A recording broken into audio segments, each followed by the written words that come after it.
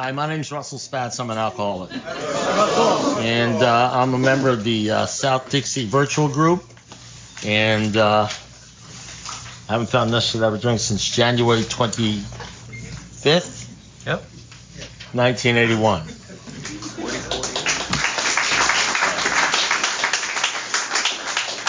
You're in your 45th year now. 45th year. Yeah. Something like that. So we're going to talk a little bit about the fifth step. I'm going to do that. I'm going to do the fifth step. I know you don't believe it. But not like you've ever heard it before. You know, one of the things that happens, it says in the 12 and 12 Big Book, is we get a new perspective. You know, your perspective on the steps and on people and on your life and who you are and what you are at year 1, 2, 3, 4, 5, 6, 7, 8, 9, 10, 11, 12, as you go up there, you may find that at 5 years sobriety, you don't think the way, or you don't even see things the way you saw things when you had 1 year or 1 month. You may find that 20 years sobriety, when you look at the world and you look at yourself and you look at the people and you look about the conversations you're having, that you're a completely different person. You see things completely different than when you were a child. You know, I think, you know, these are all my opinions. You have to buy into any of them. You can be wrong if you want. But I mean, the bottom line is that I pretty much have sponsored hundreds of alcoholics and worked with a lot of people, and I've been around for a while. And there's nothing like experience and actually seeing what's going on in here, you know, that teaches you. I mean, all alcoholics are incredibly brilliant. That's why most of us drink again. I'll tell you looking back after 40 years, you know, there's a lot of people sober 5, 10, 15 years sober. You look between 20 years and 40 years, you know, you could fire a gun off and not hit anybody in a room. And it's because we're smart and we're intelligent, but we don't really do the inspirational thinking that well. We spend too much time thinking about stuff, thinking about ourselves. You pretty much turn into the person you hang out with and the people you hang out with. And you know who you hang out with more than anybody else? You. You know who you talk to about yourself and other people more than anybody else? You. That's a recipe for fucking disaster. You don't want to be talking to yourself. It's all about bad shit about yourself and other people. And so how do you do that? I mean, you can stop drinking. Drinking is just a symptom of disease. The real disease centers your mind, not your body. How are you going to stop thinking? Thinking the thoughts you think. Get these guys that call me up. They got 10 years, 15 years, 20 years, 30 years. They're in trouble. That's why they call me. They don't call me because things are going good. They call me because they're in trouble. And they tell me, they try to tell me what's going on. They're all mixed up. And then they finally get around to what's happening. And they say, well, I'm scared. I'm worried. And I say, what are you scared of? Well, I'm scared about a lot of stuff and everything like that. And then they proceed to tell me what they think the problem is. They tell me they want to they're calling me up for help, and then they want to enlighten me as to what they think the problem is, because they've pretty much worked it out in their brains. You understand what I'm saying? Yes. And then they start telling me what the problem is. I don't want to hear it, because what if this disease is like contagious? I worked so hard to get away from the crazy thinking. What if somebody starts talking to me and they got this disease, and all of a sudden I start thinking like they think? Okay. So they start telling me what they think the problem is. I said, whoa. I heard the problem. Do you want the solution? I said, here's the solution. And then in 5 seconds, I give them the solution. I know exactly what the solution is. I've been there, I've done that, and I give them the solution. And immediately, after giving them the solution, which is the absolute solution to their problem, they say, yeah, but you know what the situation is? Let me explain this to you. And then I say, this is happening just today. I said, let me ask you a question. You just called me up to get a solution to your problem, right? He says, yeah. You wanted to hear what I had to say, right? Yeah. He says, And then I let you vomit all over me for about 5 minutes. And then I told you, let me tell you what the solution is. I said, and I gave you, and I said something to you. And he says, yeah. I said, do you remember what I said to you? He said, what do you mean? He says, do you remember what I just said to you? Well, I said, here's the solution. And you say, well, you said the chicken was on the... No, that's not what I said to you. No, what were the words? I said to you 10 words. Do you remember the 10 words I just said to you? And he says, no, I don't remember. I said, I know you don't remember. Because immediately after I told the solution, I said the 10 words, without even thinking, you immediately jumped onto my deal like a June bug and said, well, you know what I think? You weren't even listening to me. You were just thinking about what you're going to tell me next. So if you don't want the solution, you don't want me to help you, why would you be calling me up? Why are you wasting my time? You know, I'm 75 years old, going to be 76. I got a limited time left on the planet. You know, I mean, I'm very, I don't like to suffer fools. What do I have a sign on my head that says I want to listen to your bullshit? Please vent. Please be a thumb-sucking crybaby and, let me babysit your fucking ass. I mean, is that what's going on here? And is that what you think the fifth step's all about? You just sort of vomit all over me and then ignore everything I have to say and just go on with your stupid self-conversation and with your stupid ass self, I mean.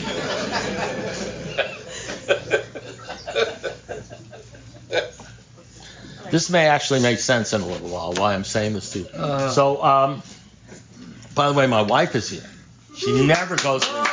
That's my lovely wife. We've been married 44 years. 40, maybe. 4 kids, 8 grandkids.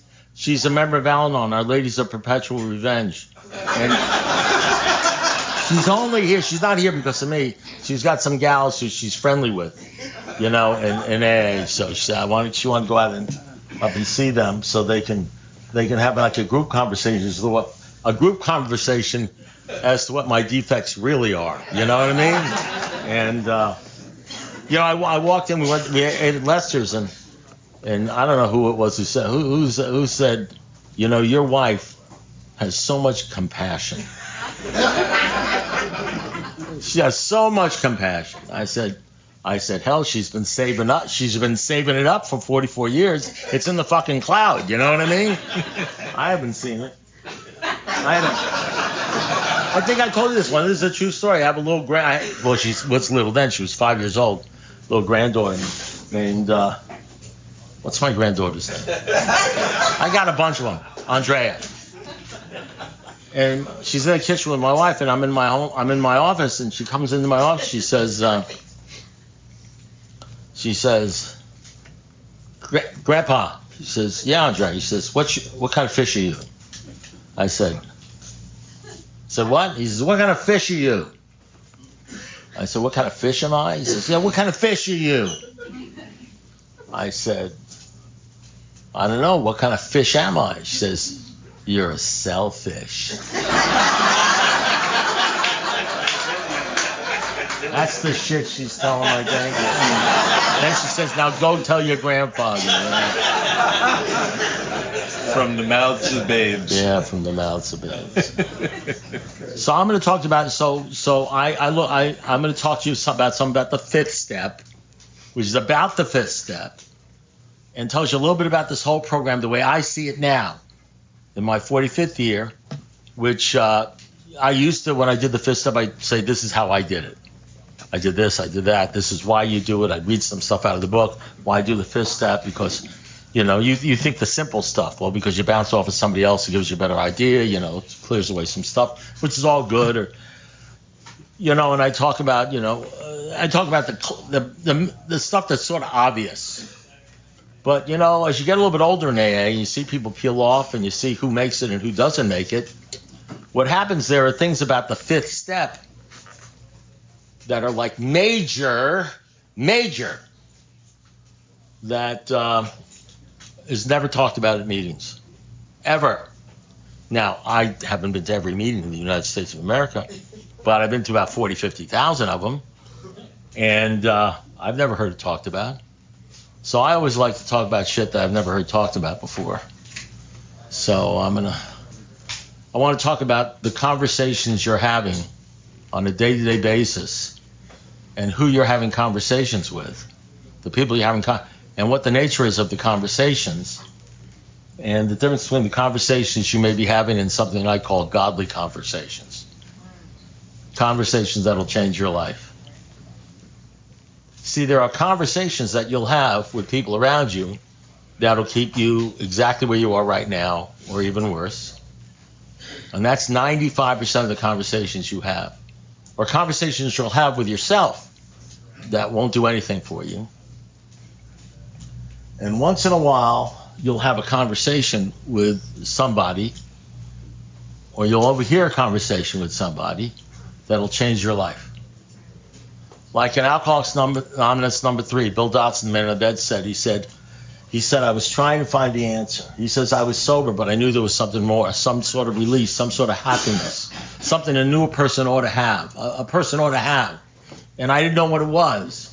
And Bill Wilson came over to my house, and he sat there during lunchtime with my wife, Henrietta. This is right in Alcoholics Anonymous number 3. And he said I heard him say to Henrietta, this is what he said. He said, Henrietta, the Lord has been so wonderful to me. The Lord has been so wonderful to me, curing me of this terrible disease that I have to keep on talking about and telling other people.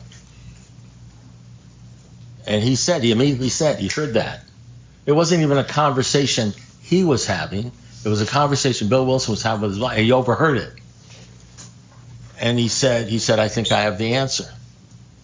He'd been going to AA, he never had the answer. He says, I think I have the answer. He said Bill was very grateful about being sober, and he gave all credit to God. And he was so excited about that and grateful to God that he had to tell other people about that statement. The Lord has been so wonderful to me, curing me of this terrible disease, is so important to me, was so incredible that he gave all credit to God, that it changed my life. He says, I called it the golden text. It was so incredible to him that he wrote it in his story. And it's so incredible that it's in your big book right now. And it's so incredible that everybody who studies AA, if you say, what's the golden text, they know exactly what it is. That was a statement that took like 2 minutes to say, that he overheard somebody else say, and it completely changed his whole perspective on life. You with me? Yeah. It says, and it changed other people in AA. Now it's changing other people in AA. You hear that statement. What would it be like if you could find a gold mine of people that talk like that? What would it be if like all the conversations in your mind were godly conversations? How would that change the conversation you're having with yourself? How would it change the way you talk to other people? So I'm going to talk about what the 5th step is really about, and it's about changing the conversation. It's not about the dresses. It's not about the plastic surgery. It's not about the money. It's not about getting laid. It's not about the cars. It's not about the money, property, prestige, and romance. It's not about any of the stuff you talk to yourself about, anybody else. It's about God. That's why they say in the last page of the big book, it says, but we won't know you. We won't know you guys. He says, we cannot be sure about that. As a matter of fact, you probably won't, except when you read about us, because we'll be dead, There'll be other people. He says, but that's okay, because your real reliance has to be on God. Now, this is the exact statement. He will show you, God will show you how to create the fellowship you crave. Because if God doesn't show you how to create the fellowship you crave, you know who's going to show you how to create the fellowship? You're going to show you. You're going to hang out with people that make you feel good. You're not going to hang out with people saying, I don't want to listen to this bullshit. You're not going to call people who are going to say, why are you dumping this shit on me and wasting my fucking time? You're not going to hang out with those people. You're going to hang out with people that are going to put their arms around you and say, you're doing great. Hey, yeah, I feel the same way. Kick that bitch to the side. You're going to hang out with people that think the way you think and talk the way you talk because they make you feel comfortable. They don't make you feel uncomfortable. And you're going to stay exactly the way you are and the way you were before you even came a day. You'll just not be drinking. You'll just be a dry drunk. You know? Because there's a possibility if you hang out with grown-ups, you know, because we all come in here as children, whether you want to stay as a child for 20, 30 years or grow up. I know we all come in here as children because the sixth step says there's a sect that separates the men from the boys. So the boys come in here and the girls come in here. But what happens is they, just in time, I was talking about adults and children, you know, it's perfect. It's like a God thing, you know what I mean? So, you know, so it really is, we come in as children, but there's something that happens where the men are separated out from the boys.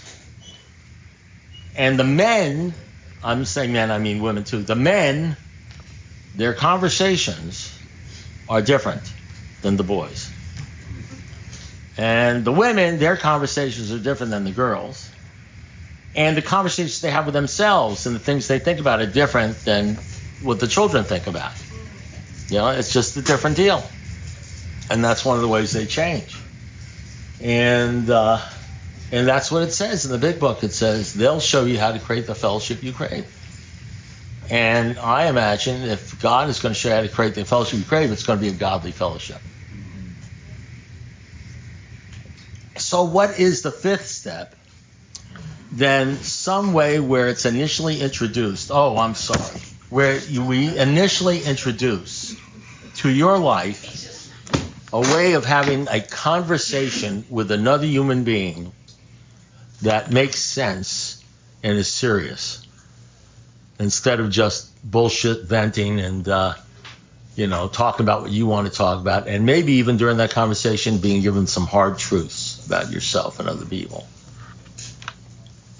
So I want to tell you a story. It's a true story about myself, about my life. And I've never even looked at it. Well, I have. The way I'm going to tell it to you today, I'm going to tell you the story the way I always tell it. But the implications of the story and how it has to do with the fifth step, I've never really thought about it this way, except in the last few months or years, because that's what happens. You start looking back on your life. You know, what is Cindy always says, hindsight's 20/20, you know what I mean? You look back over your life and you see things differently.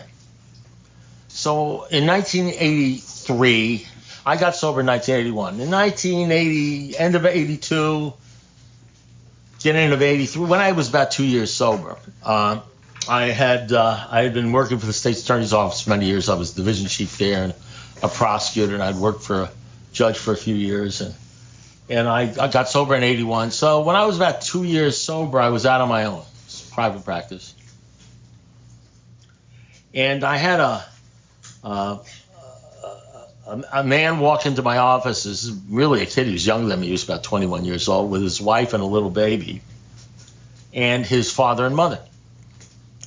And he had been arrested for sale of a couple of kilos of cocaine.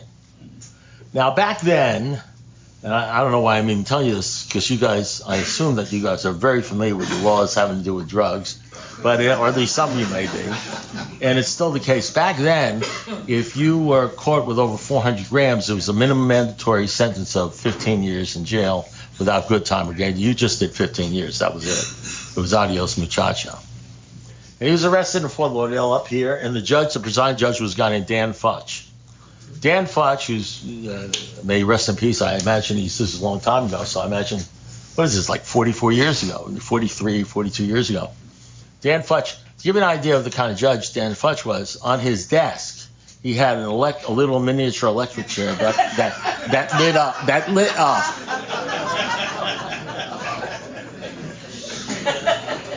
You really didn't want to wind up in front of him. So this kid came to me, and with his parents, first offense, charged with sale of a couple of kilos of cocaine or something, paid me a crap load of money, at least at that time was a lot of money, to represent him before Dan Futch.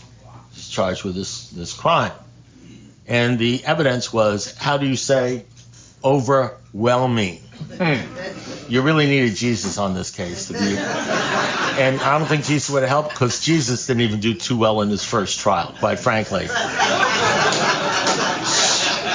He didn't. I mean, I'm not talking out of school. He'd be the first to tell you. Didn't work out for him, you know. So, but being an attorney and, you know, and I could use the money and everything. So here's the conversation. Here's the tenor of the conversation. She says, they're saying, Mr. Spatz, we know. This is mom and dad. He's got the baby there. We know you're going to save our son.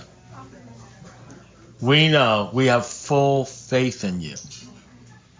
And for the next 3 or 4 months, every time I had a conversation with them to explain to them about, because it was a hand-to-hand sale to undercover cops. They didn't even need fingerprints. They had his fingers. You understand? You can't even argue the jury, where's the fingerprints? He says, we don't have fingerprints. We had his fingers on the cocaine. You know what I mean? And so the bottom line, every time I had a conversation with him, well, let me explain to you a little bit about the facts of the case. They would say, Mr. Spatz, we don't even want to know. We know you're going to get Johnny off. We just have faith in you.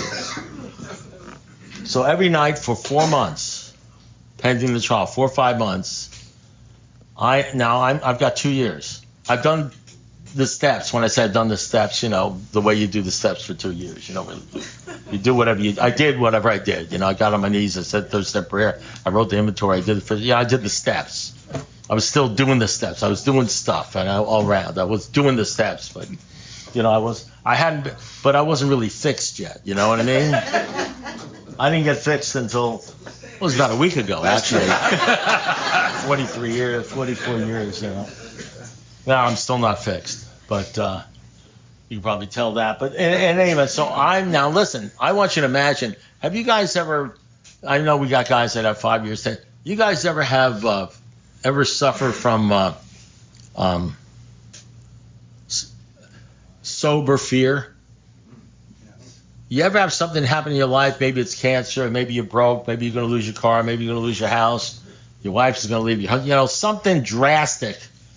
The truth is, with alcohol, it really doesn't have to be drastic, does it? It could be a small thing, you know?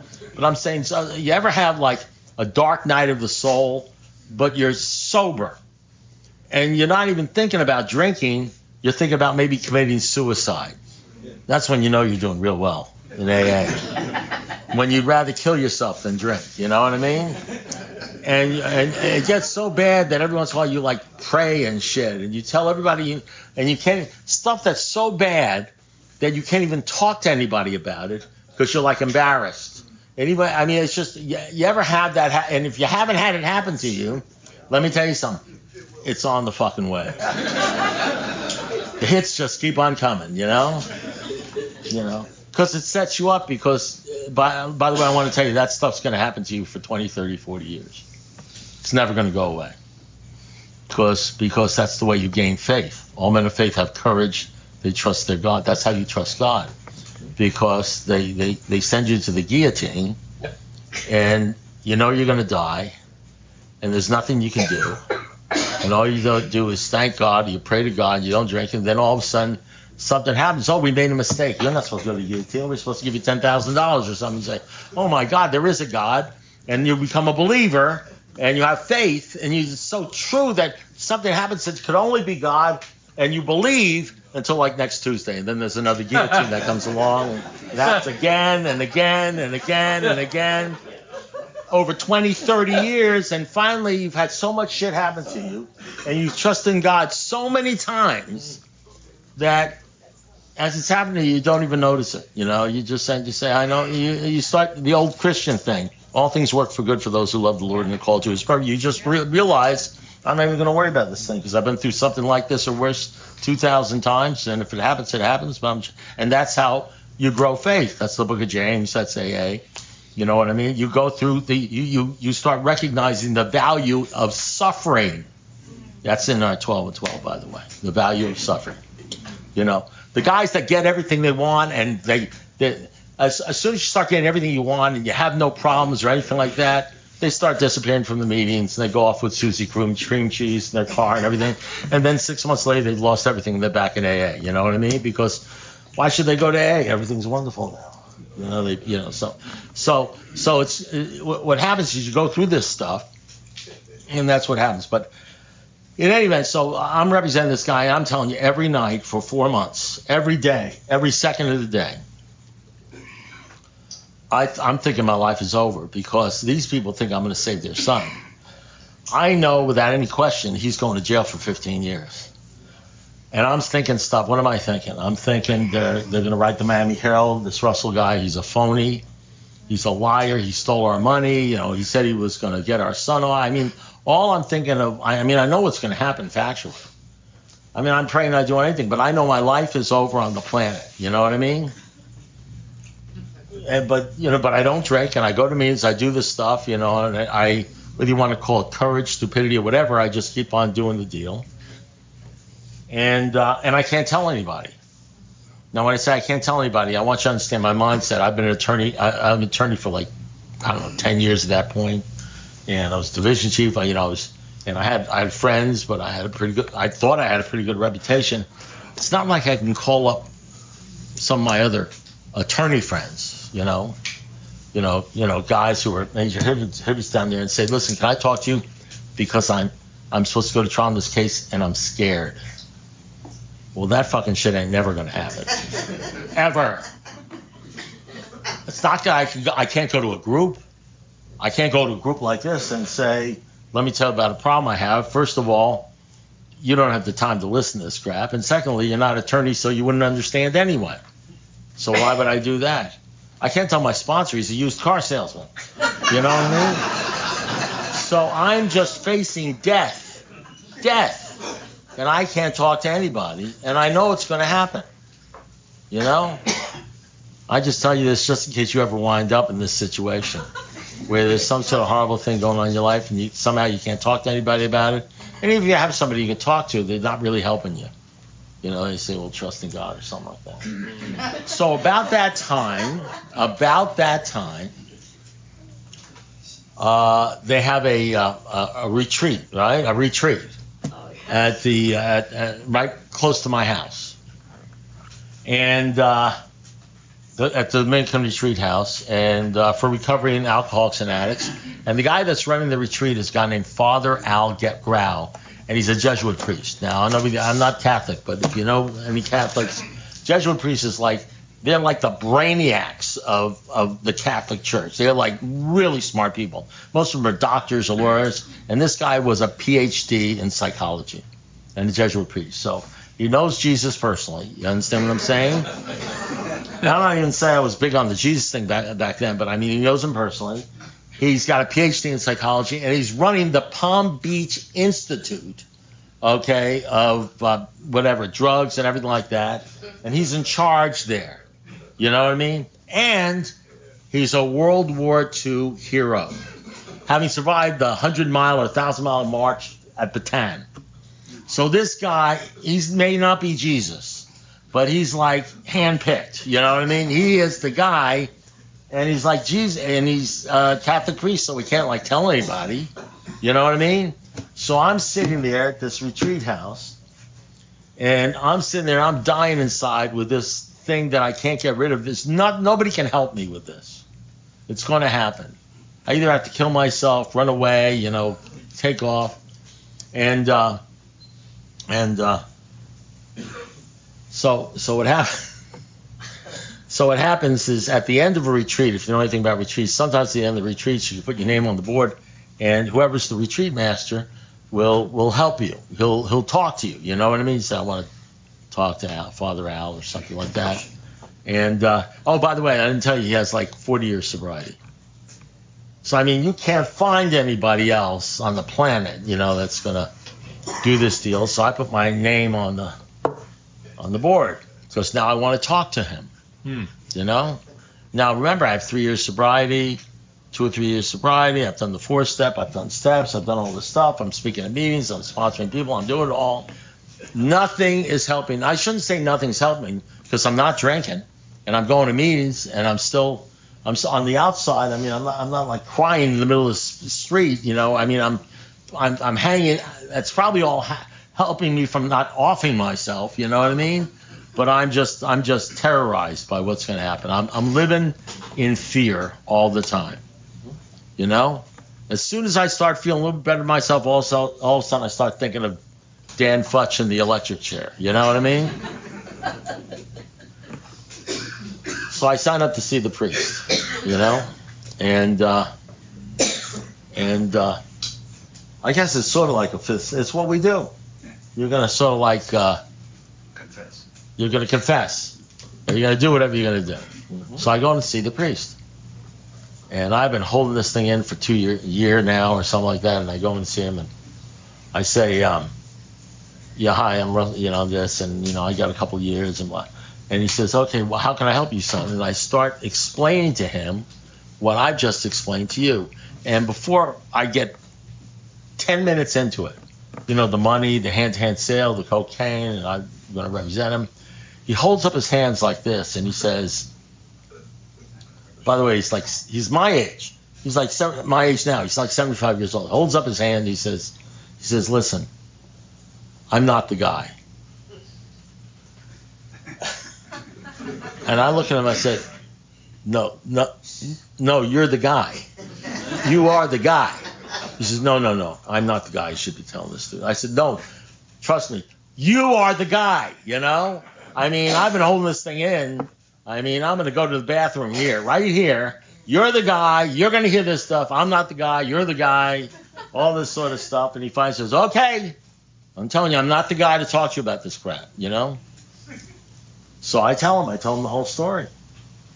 Just like I told you. I'm scared and I'm worried and he gave me a lot of money and they won't listen to me and he's going to go to jail and blah, blah, blah, and it'll be my fault and, I'm going to be drummed out of the core and I'm going to lose, everybody's going to know what a phony is, blah, blah, blah. And he says, okay, you done? And I say, yeah, I'm done. I'm done. He says, I say, so what do you think? So he says, now remember, this is the Jesuit priest, PhD in psychology, war hero, 40 years sober, the whole bit. So he says, you want to know what I think? He says, yeah. He says, I think that you are full of shit. I'm not making this crap up.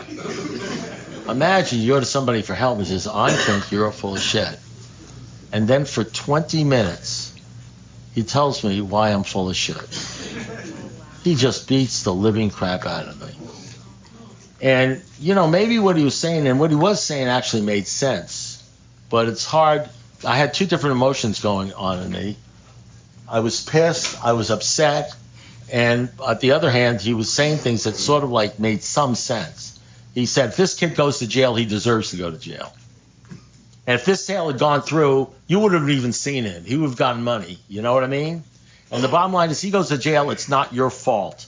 It's not, don't you dare think it's your fault. It's because he chose to do something and blah, blah, blah, and you're just there, so this is not your fault. I mean, he's saying things that actually makes sense, but for a scared, upset alcoholic, mind, it doesn't, it's not sort of working, or maybe it is working, but he says, so that's the bottom line, and you got nothing, blah, blah, blah, and everything like that. And then after he beats the shit out of me, he does one of these things. He says, now go in peace, my son, something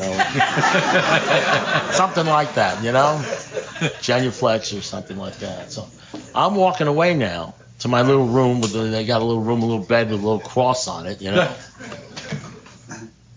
I'm thinking to myself, I'm gonna write the Pope because I'm not a Catholic. But I've seen enough movies. And I know they say, do 5 Hail Marys and a banana, or whatever the hell they say you do, but they don't tell you you're full of shit. I know that's against the rules, you know what I mean? And I can't believe, and I'm stopping people. I'm stopping people. I'm saying, listen, sister, you know that priest? He says, yeah, just don't go in and see him. Don't see him. Wrong guy, you know what I mean? And that's the deal. So that's what happens. So I go into my room, and I'm sitting there on the bed underneath the cross, and I'm doing the alcoholic thing. He said this, and I said that, and he said this, and I said that. I'm going through the entire conversation, and I'm changing the conversation. Like, he said this, but instead of me saying what I said, I should have said this. And I said, now I'm winning. You know what I mean? Now I'm beating up on him. You know what I mean? I'm just changing reality in my mind and everything. And all of a sudden, I don't even know where this came from. Sitting underneath the cross, I stopped for a second. I have this thought. That happens from time to time. I don't get mad at it anymore. There's no sense. It's happened to me. So I'm sitting there all of a sudden, and there's a pause in my thinking, and all of a sudden I have this thought. You ready for this thought? It says, maybe he's right. And then all of a sudden I said, he is right. He's absolutely right. I'm not to blame for this. I didn't do this. I'm going to try the best I can again. He goes to jail, and blah, blah, blah, and that's the end. And something that had been in my life for my entire life, this idea of people-pleasing, this idea of, because all this was with me, and I was probably, I guess at that time I was like 33 or 34. This has been something that had been going in my life for 30 years or more. This idea that I've got to prove myself to other people, and I need your approval, and people are going to think badly about me, and I've got to whore myself out or do anything so that you'll like me, and God forbid something should happen that will embarrass me, this fear of people and everything like that, which I'm not saying it totally went away, right then, but I mean, all of a sudden, my whole attitude about this whole thing changed, and my entire life changed. My entire life changed. Because I saw something that I had never seen before. It was like Bill Dotson, I was trying to find the answer. The golden. It was a conversation, and here's the interesting thing: it was a conversation that was not a nice conversation. In other words, it wasn't like the conversation I had with the guys in the bar or even in an AA room. It was a horrible fucking conversation. It was a guy calling me out and saying things to me that hurt my feelings, that really attacked me, that hit me where I lived. And as a result of that, my whole life changed.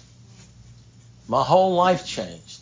And not only did my whole life change, I've been doing this thing I'm in my 45th years. Thousands of conversations, 45th years. It changed so much. I remember it like it was yesterday. I talk about it at conventions. I talk about it at AA meetings. I talk about it to other people. The crazy priest. I call it the crazy priest story. You know what I mean? And what I realize is I've met Al Grouse. I've had the privilege of meeting Al Grouse, who are few and far between, all my life. And many times I've stayed away from them. Because I like hanging out with people that think I'm cool. I like people that tell me I'm a great guy. I like people that make me feel better. You know what I mean? That are on my side. That justify everything. Listen, I'm a rationalizer. I tell myself rational lies. I like having conversations with people that make me feel better. I don't like having conversations with people that say things to that make me feel like crap. I don't like having those conversations.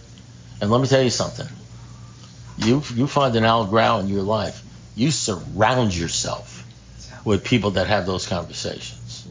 You immerse yourself with people that have those conversations. You stay away from bullshit, from the bullshit conversations you've had all your life with bullshit people that are just interested in using you. That's what you do. And I've had the pleasure of getting involved in people, and that's the people I stay involved in. I don't stay involved with people, and that's and when what I've realized now is that what the fifth step really is, why it's so majorly different than most of the conversations we have with everybody, where we actually prepare for it, do the fourth step, and then we lay down and we find a close mouthed friend, we do all that, is because it's the first time in our entire lives as alcoholics that we have a conversation with somebody who's honest, who's not out to win us as a friend or to impress us, where we're going to probably get some shit shoveled to us. Where we're not there to make friends or justify our actions, but we're there for someone to tell us some hard truths. And what happens is, the idea is not that you do the fifth step once. The idea is that from then on, the only conversations you ever have and the only people you ever hang around with are people that are going to speak the truth to you, truth tellers. And sometimes they're going to make you feel bad. Sometimes they'll make you feel good. Sometimes they'll make you feel bad, and then you'll feel good because of what they said, and your whole life will change. You know what I mean? The fifth step is not a step you do once. The fifth step is saying this is the kind of conversations as a man or a woman, as a grown-up, you should be having. These are the kind of people you should be hanging around. That's the deal. And a lot of people don't want to hang around people like that. They don't want to hear some guy say to them, "Why are you wasting my time?" If you call me up and you ask me to give me some of my time and I start talking to you, you're not even listening to me. You just want to tell me what you think. Right. Why are you wasting my time? And I don't do that because I'm mad at him. I do that because I'm trying to help him and point out something to him in such a way that maybe an alcoholic who doesn't give a shit or worry about anybody, who doesn't hear anybody, unless it hurts, you know what I mean? Blows off everybody, divorces wives, divorces husbands, hurts people and everything, doesn't even listen, is so busy listening to his own mind and everything like that. I'm doing that because maybe, they say when you throw a rock into a pack of dogs, the one that yelps the loudest is the one that gets hit. Maybe you'll say something that will shock them into really looking at themselves. And quite often, believe it or not, when you talk to people like adults, like you should be, and tell them the truth, you'd be surprised how they listen. They come to their senses. You'd be shocked. But in order to hear that kind of stuff, you got to hang out with those people and do that deal. Whether you've done the fourth step or not, whatever it is, just don't pick your best buddy who's going to justify it. You might have to meet those people. You know what I mean? And live a life where you're talking the truth to people and not idle chatter. Because then you know what happens? You stop talking to yourself. Or if you're talking to yourself, you do what I do. All you hear is your sponsor saying the stuff that you didn't like, but now really it's changing your life. I called up my sponsor, Bob Sullivan, once. I'll just give you one example. And I think I've told you this before, but I'll tell you, I called him up and I said, I'm in the middle of US 1 and I just had a flat tire. And, my car is still in the middle of US 1. I can't believe this crap. And he said, "You have a car?" I said, "Yeah, I have a car. I got a flat tire." He says, "Man, a lot of people don't have cars. Man, you're lucky." I said, "What?" I call him up and say, "My toilet, I got to get a new toilet. It overflowed. I got to get a plumber." He says, "You have a house?" Man, a lot of people don't have a house. My boss is such an ass. "You have a job?" And then I stopped calling the son of a bitch. But I don't have to call him. You know what I mean? Because whenever something happens, he says, "You have a job, I know what he's going to say." And that's how I talk to myself. You know what I mean? You want Al Grau's and Bob Sullivan's and John, you want these guys in your brain. So when God, when it says in the book, when you rely on God, He shows you how to create the fellowship you crave. The fellowship you crave is not going to be the same fellowship you hung out with in the bar. It's not going to be even the same fellowship you're hanging out today, making you feel good, telling you good things about yourself and all of that sort of stuff. Now listen, let me tell you something. You hang around with these people, these godly people, they're going to tell you good things about yourself. You're going to know they're going to tell you things that are good for you. They're going to encourage you. they're going to lift you up, and they're also going to warn you, and they're gonna spank you. You know what I mean? Yep. You know what I mean? But that's the fellowship you need to get involved in something like this. So thank you very much.